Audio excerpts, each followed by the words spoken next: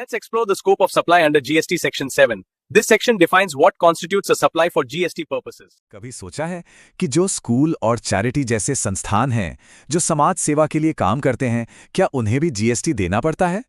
आज हम इसी दिलचस्प सवाल के तह तक जाएंगे। सवाल तो बड़ा सीधा सा लगता है ना? पर इसका जवाब भारत के जीएसटी कानून की गहराइयों में छिपा है। क्या सिर्फ इसलिए कि कोई संस्था मुनाफा नहीं कमा रहे, वो टैक्स से बच सकती है? चलिए इस पहेली को सुलझाते हैं। इस पूरे मामले को समझने के लिए हम इन हिस्सों को एक-एक करके देखेंगे। ये हमारा एक तरह से रोड मैप है, जो हमें सही जवाब तक ले जाएगा। तो चलिए शुरू करते हैं।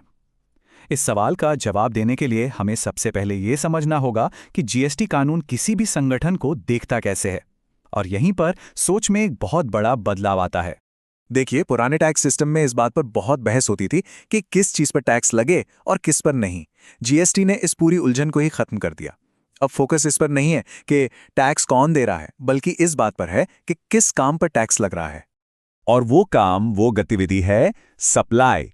ये एक शब्द आप समझिए कि पूरे जीएसटी सिस्टम की नींव है।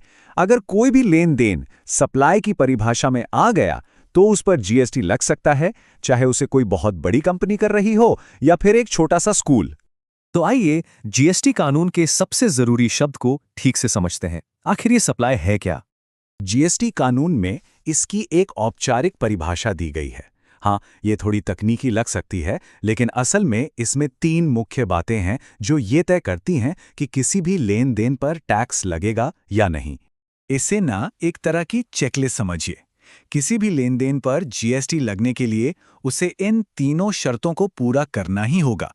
अगर एक भी शर्त पूरी नहीं हुई तो वो लेन देन जीएसटी के दायरे से बाहर हो जाता है।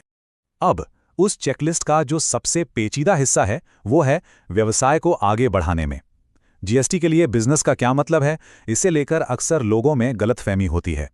यही तो सबसे बड़ी गलतफहमी है। हम सब अक्सर ये सोचते हैं कि अगर कोई संस्था चैरिटी के लिए काम कर रही है या नॉट फॉर प्रॉफिट है, तो वो भला बिजनेस कैसे कर सकती है? पर क्या जीएसटी कानून भी ऐसा ही सोचता है?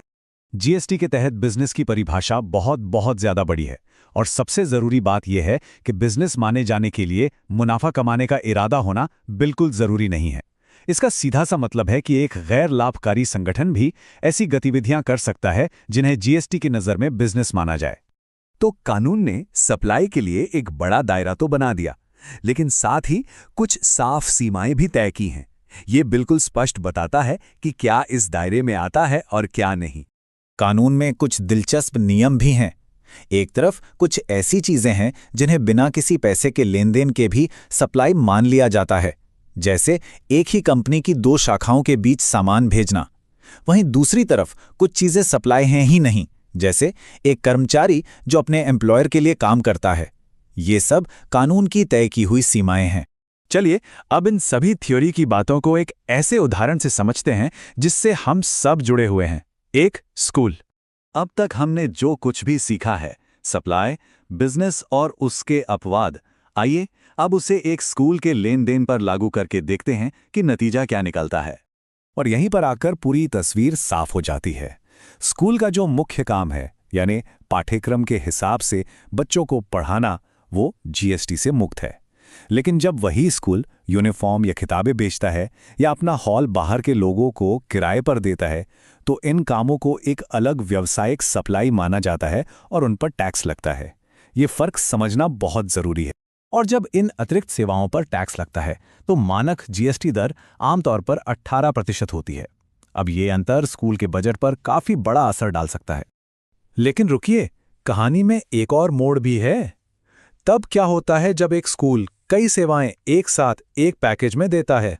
जैसे एक बोर्डिंग स्कूल में शिक्षा, रहना और खाना सब कुछ एक साथ मिलता है। कानून यहां 2 तरह की सप्लाई में फर्क करता है। एक है समग्र यानी कॉम्पोजिट और दूसरी मिश्रित यानी मिक्स सप्लाई। एक बोर्डिंग स्कूल समग्र सप्लाई का बेहतरीन उदाहरण है, जहां रहना और खाना पढ़ाई का ही एक स्वाभाविक हिस्सा है। और क्योंकि मुख्य सेवा यानी शिक्षा जीएसटी से मुक्त है, तो पूरा का पूरा पैकेज ही टैक्स फ्री हो जाता है। लेकिन अगर कोई स्कूल अपनी फीस के साथ कोई ऐसी चीज बेच रहा है जिसका पढ़ाई से कोई लेना देना नहीं है, तो नियम बदल जाते हैं। अगर इस पूरी चर्चा से सिर्फ एक बात याद रखनी है तो वो ये है, ये जीएसटी की पूरी सोच का निचोड़ है। इससे कोई फर्क नहीं पड़ता कि संस्था एक चैरिटी है, एक क्लब है या एक स्कूल। मायने ये रखता है कि वो जो गतिविधि कर रहे हैं, क्या वो जीएसटी कानून के तहत सप्लाई की परिभाषा में फिट बैठती है या नहीं। और इसी विचार के साथ हम आज की ये पड़ताल समाप्त करते हैं। अब जब आप जीएसटी के इस नजरिए को समझ गए हैं, तो अगली बार जब किसी क्लब या एनजीओ की कोई गतिविधि देखें, तो एक पल को सोचिएगा, क्या ये एक सप्लाई हो सकती है? Let's explore the scope of supply under GST Section 7. This section defines what constitutes a supply for GST purposes.